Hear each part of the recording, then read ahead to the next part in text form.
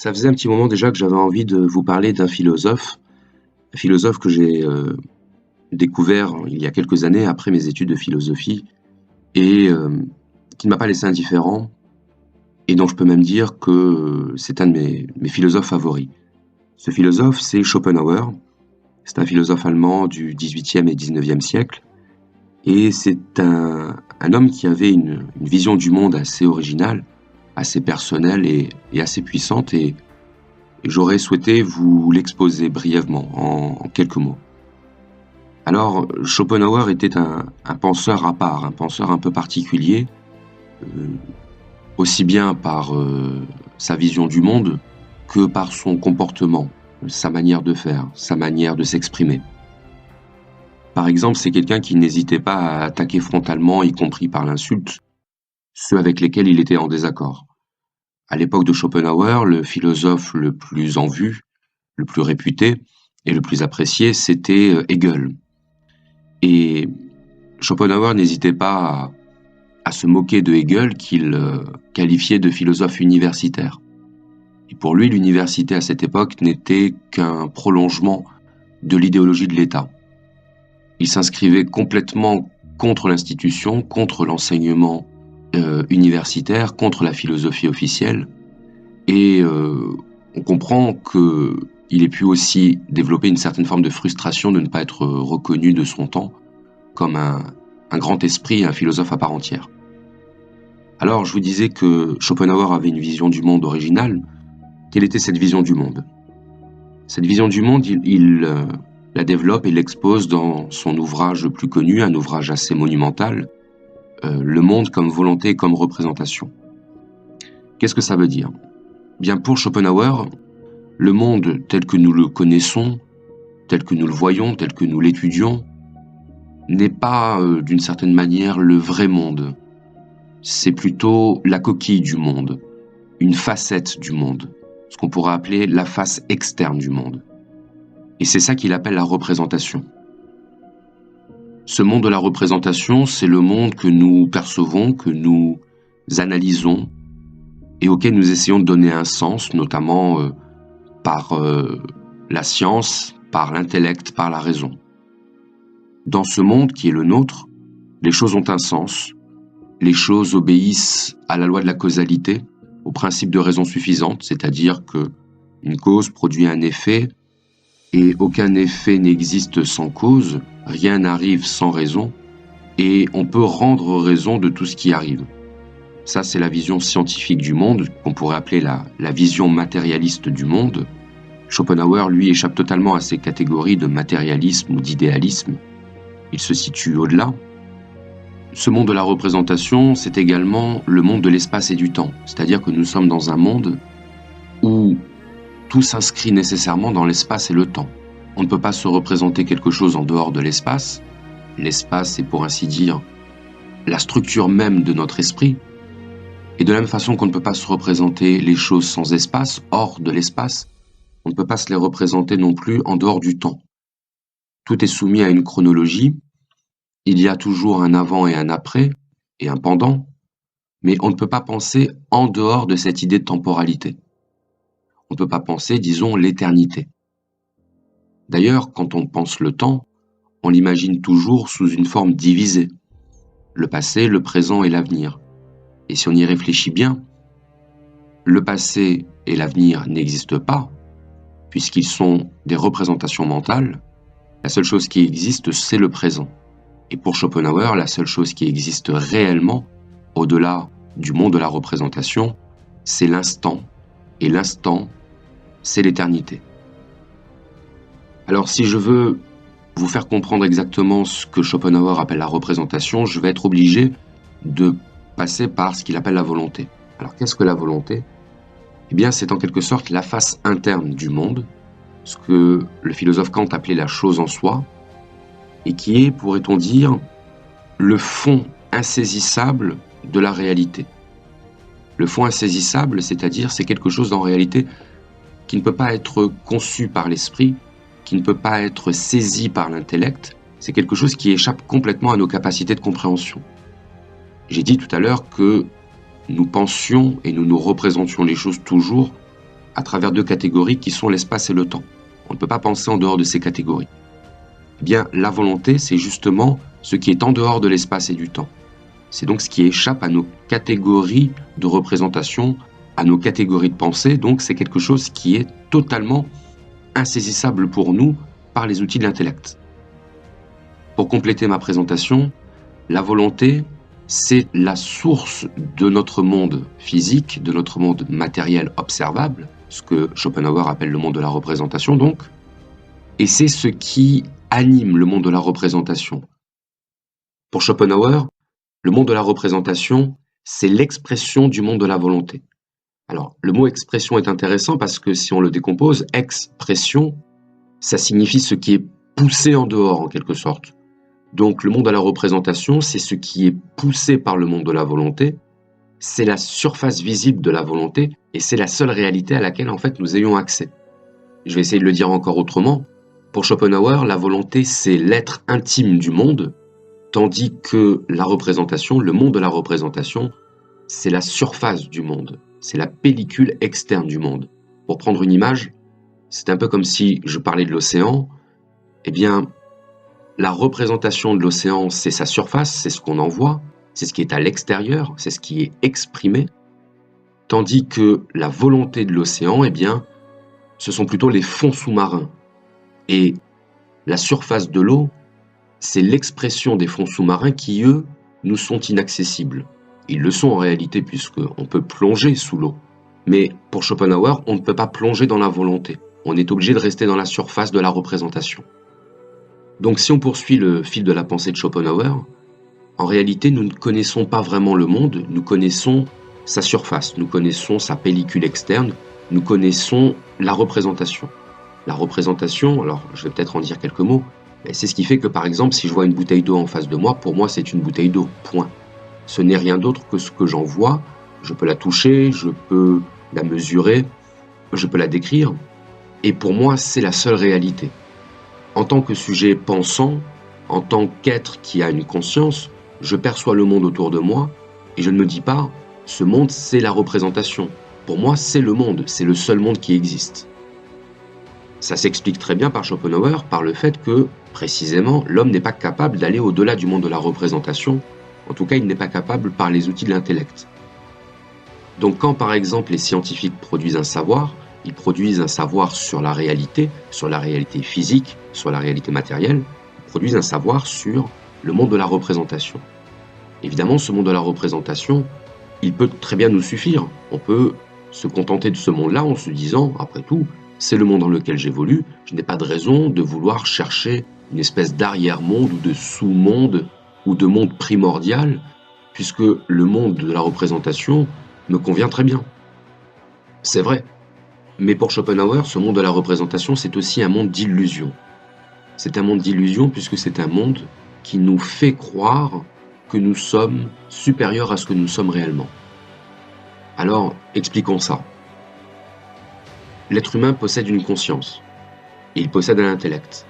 L'intellect, c'est ce qui fait que l'homme est un animal supérieur. C'est un animal qui a la capacité de se représenter intellectuellement le monde. Il est capable de s'en former des images conceptuelles. Donc pour Schopenhauer, l'homme, c'est un animal conceptuel, c'est-à-dire un animal qui a la conscience intellectuelle du monde de la représentation, du monde dans lequel il vit.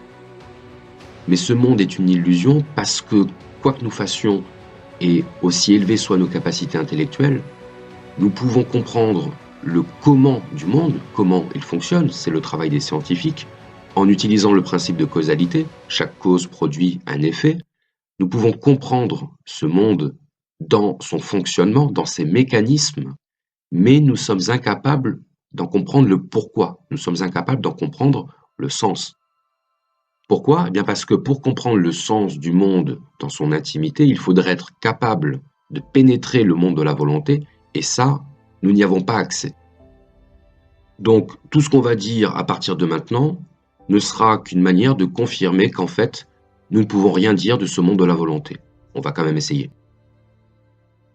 Alors, une idée importante que développe Schopenhauer, c'est que ce monde de la volonté, nous en avons une connaissance indirecte, puisque le monde de la représentation est en quelque sorte le moyen par lequel le monde de la volonté se manifeste, se révèle, se rend connaissable, se rend accessible à nos consciences.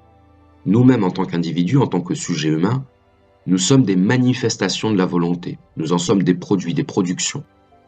Donc si l'homme était capable de se connaître lui-même, il serait capable de connaître un aspect de la volonté, l'aspect sous lequel la volonté se manifeste à travers lui. Alors il y a quand même quelque chose que l'on peut connaître de l'homme, c'est le fait qu'il vive. Donc la vie est au cœur du monde de la représentation, puisque nous en avons une connaissance, et là encore, comme pour la volonté, nous savons grosso modo comment la vie fonctionne, mais nous ne savons pas pourquoi il y a de la vie. Et ça, c'est le problème fondamental de la volonté. Elle se laisse connaître dans ses modalités de fonctionnement à travers le monde de la représentation, elle ne se laisse pas connaître à travers sa raison d'être. Pour Schopenhauer, la volonté n'a pas de raison d'être, de la même façon que la vie n'a pas de raison d'être. Elle est, c'est tout ce qu'on peut en dire. Elle est à travers nous, elle est autour de nous, elle est avant nous et après nous, mais nous ne pouvons rien savoir de son pourquoi, nous ne pouvons rien savoir de sa finalité, puisque sa finalité, c'est simplement de se perpétuer dans le temps. La volonté est hors du temps, on l'a dit tout à l'heure, dans le monde de la représentation, elle est donc intemporelle, elle se perpétue indéfiniment, et les individus que nous sommes ne sont que les moyens par lesquels la vie et la volonté se perpétuent. La volonté, c'est une sorte d'énergie informe, chaotique, éternelle, infinie, qui se propage à travers les choses et les êtres vivants. Comment rendre cette idée un peu compréhensible? Bien en disant que chacun admet que nous avons ce qu'on appelle l'instinct de survie. L'instinct de survie, c'est ce qui fait que dans des situations où notre vie sera menacée, nous allons mettre une espèce de stratégie inconsciente pour rester dans la vie, pour nous maintenir dans l'existence. Et cet instinct de survie, en tant qu'instinct, il est d'origine animale, il n'est pas rationnel, il n'est pas logique. On ne sait même pas pourquoi on a cet instinct de survie, et on ne sait même pas pourquoi on lui obéit, et pourtant on lui obéit. L'instinct de survie, c'est donc une forme de la volonté qui se manifeste de manière individualisée pour nous les êtres humains. De la même façon qu'on ne sait pas pourquoi nous voulons survivre, mais que nous cherchons à survivre, eh bien la volonté, nous ne savons pas pourquoi elle est là, mais elle est là et elle se perpétue à travers nous. Elle n'a pas de raison d'être, elle n'a pas de logique, elle n'a pas de sens. Son sens, c'est seulement de se perpétuer. Et c'est ça, pour Schopenhauer, qui est tragique. C'est-à-dire que nous avons conscience qu'il y a de la vie, mais nous ne comprenons pas pourquoi il y a de la vie. Il y a de la volonté, mais nous ne comprenons pas pourquoi il y a de la volonté. Pour Schopenhauer, l'homme est victime d'une illusion fondamentale, c'est qu'il croit être libre. Il croit qu'il décide lui-même de ses agissements et qu'il est le maître de sa vie, qu'il est le maître de ses actes, que c'est lui qui a le contrôle. Les individus se croient libres alors qu'ils ne sont que l'expression localisée de la volonté. En fait, nous tous, êtres humains que nous sommes, on ne se rend pas compte qu'on travaille pour la volonté, c'est-à-dire qu'on travaille à la perpétuation d'une vie qu'on ne comprend pas, qui n'a pas de sens, qui n'a pas de pourquoi, et malgré tout, nous déployons tous nos efforts pour perpétuer cette vie. Une vie dont Schopenhauer dit d'ailleurs qu'elle est d'abord source de souffrance. Pour Schopenhauer, il y a beaucoup plus de souffrance que de bonheur dans la vie. Et malgré cette souffrance, nous persistons à vouloir perpétuer une vie en sachant qu'elle va nous rendre malheureux, en sachant qu'on ne peut pas en comprendre le sens et en sachant qu'elle nous échappe totalement. Alors, pour ceux qui connaissent la référence, le film Usual Suspects, c'est une bande de malfrats qui se retrouvent à devoir rendre des comptes sur une tuerie qui a lieu sur un bateau, et apparaît à un moment donné le nom du malfrat ultime qui s'appelle Keyser Söze. Keyser Söze, c'est la figure du criminel qui inspire la terreur, qui inspire l'effroi et qu'on ne souhaiterait surtout pas rencontrer. Et Keyser Söze, sa particularité, c'est qu'il fait travailler des gens qui ignorent qu'ils travaillent pour lui. Si bien que Il peut les croiser, il peut leur parler, il peut avoir affaire à eux. Aucun ne saura qu'il est Kaiser Soze, aucun ne saura qu'il est en train de travailler pour lui à ce moment-là. Eh bien, on peut dire que la volonté, c'est Kaiser Soze. Elle fait travailler les individus dans le monde de la représentation sans le leur dire, sans qu'ils le sachent, sans même qu'ils puissent le comprendre, et pourtant ils le font. Et ils le font d'eux-mêmes, ils le font volontairement. Lorsqu'on reproduit la vie, on travaille à perpétuer le monde de la volonté, alors que la volonté ne nous a rien demandé, mais simplement nous sommes l'expression de la volonté. La vie n'a pas de but autre que se perpétuer elle-même, c'est donc que la vie a un but sans but. Le but, c'est se perpétuer. Se perpétuer pourquoi? On ne sait pas, ça n'a pas de sens, et pourtant on se perpétue.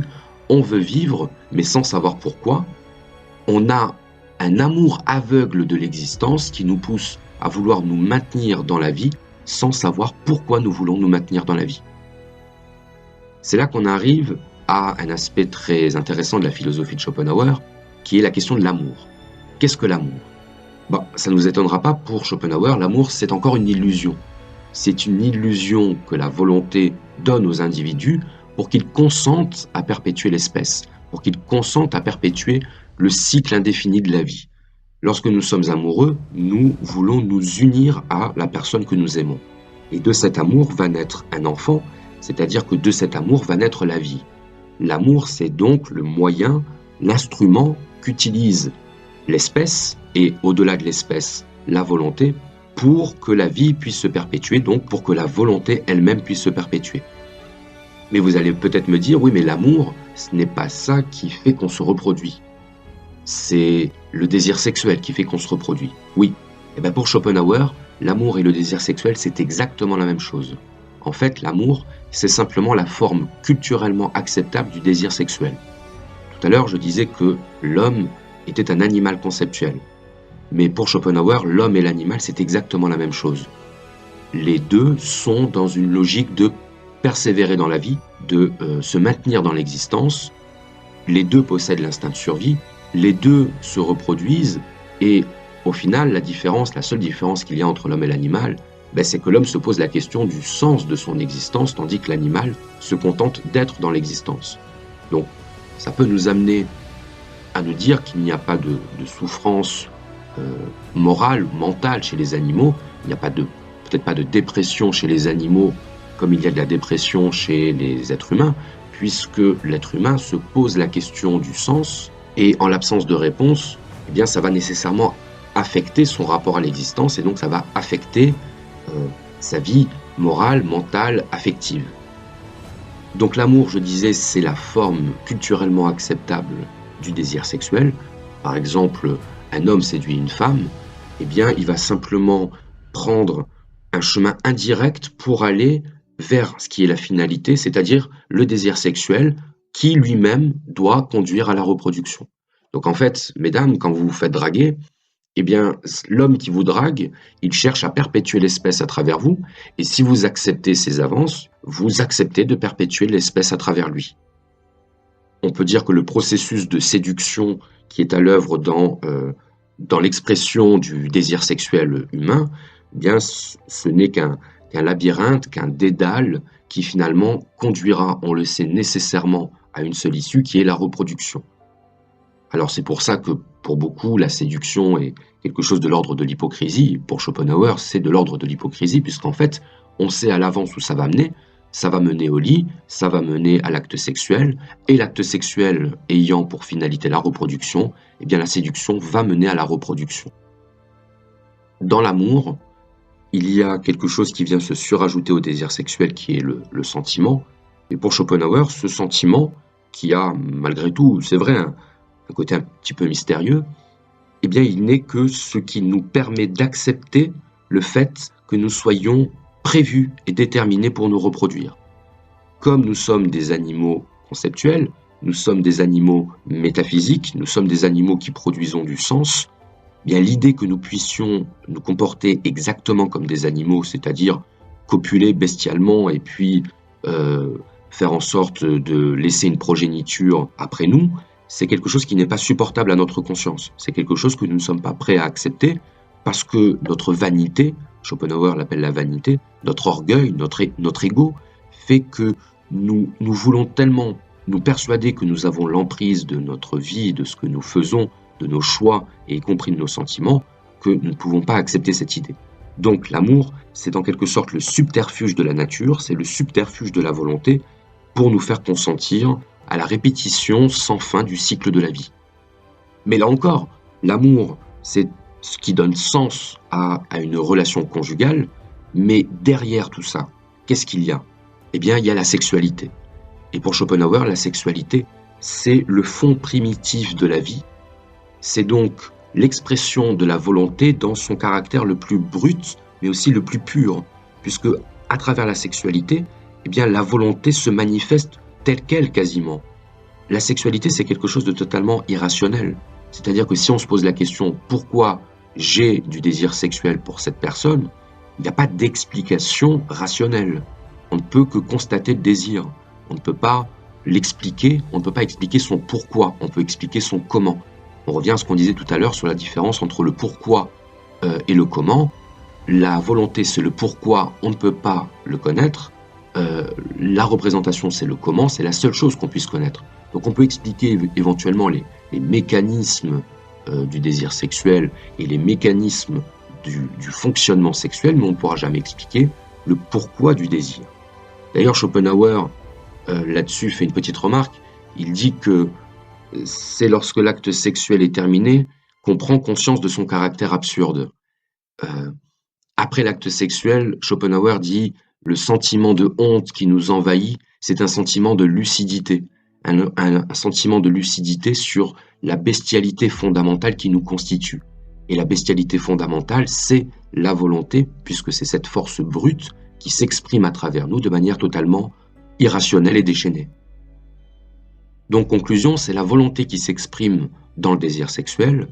Et finalement, le désir sexuel, c'est peut-être la meilleure représentation qu'on puisse avoir de la volonté dans le monde de la représentation.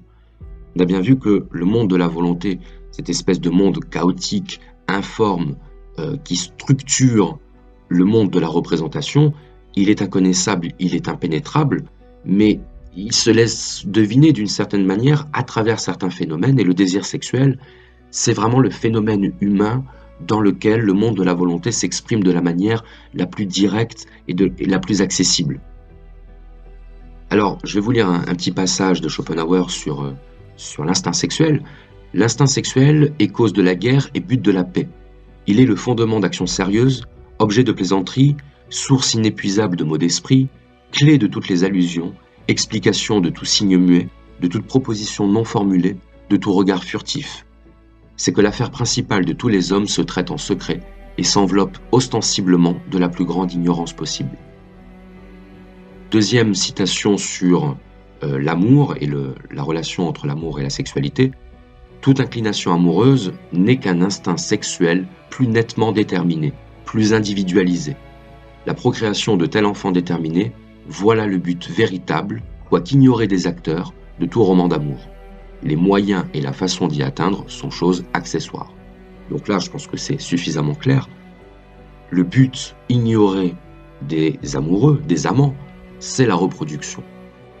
Et pas seulement des amoureux, puisque on peut considérer que tous les êtres humains ont un jour connu l'amour, tous les êtres humains ont nécessairement connu ce désir de se perpétuer en fusionnant, en se conjuguant à une autre personne. Bien, Schopenhauer nous dit « les moyens et la façon d'y atteindre sont choses accessoires ». On peut employer la séduction, on peut employer d'autres moyens, disons, plus brutaux et bestiaux. Dans tous les cas, c'est la vie qui demande à se perpétuer, c'est la volonté qui demande à s'exprimer. Pour Schopenhauer, la vie est une tragédie absolue. C'est une tragédie absolue puisque nous souffrons. Le temps nous fait souffrir, l'inconscience nous fait souffrir. L'inconscience, c'est cette impossibilité de saisir la réalité ultime qu'est la volonté dans son essence. On ne pourra jamais la saisir, on ne pourra jamais la comprendre, on ne pourra jamais en rendre raison. Et cette tragédie, il faut la faire cesser. La faire cesser en cessant de procréer, purement et simplement. Cesser de procréer, c'est cesser d'engendrer des êtres qui connaîtront la souffrance. C'est cesser de participer à cette répétition indéfinie, perpétuelle de la volonté, et c'est faire preuve de lucidité et de compassion pour Schopenhauer. Lucidité parce que la seule lucidité à laquelle on puisse accéder, c'est comprendre que le monde n'a pas de sens. C'est comprendre que la vie est absurde, c'est comprendre que ce qu'on fait, on le fait sans savoir pourquoi on le fait. On est dans l'ignorance totale du sens de notre existence et de nos actes. Et si nous avons un tant soit peu de compassion à l'égard de nous-mêmes et à l'égard d'autrui, qui est un autre nous-mêmes, eh bien nous devons cesser de reproduire indéfiniment ce cycle de vie. Voilà. Bien sur ce, profitez de la vie.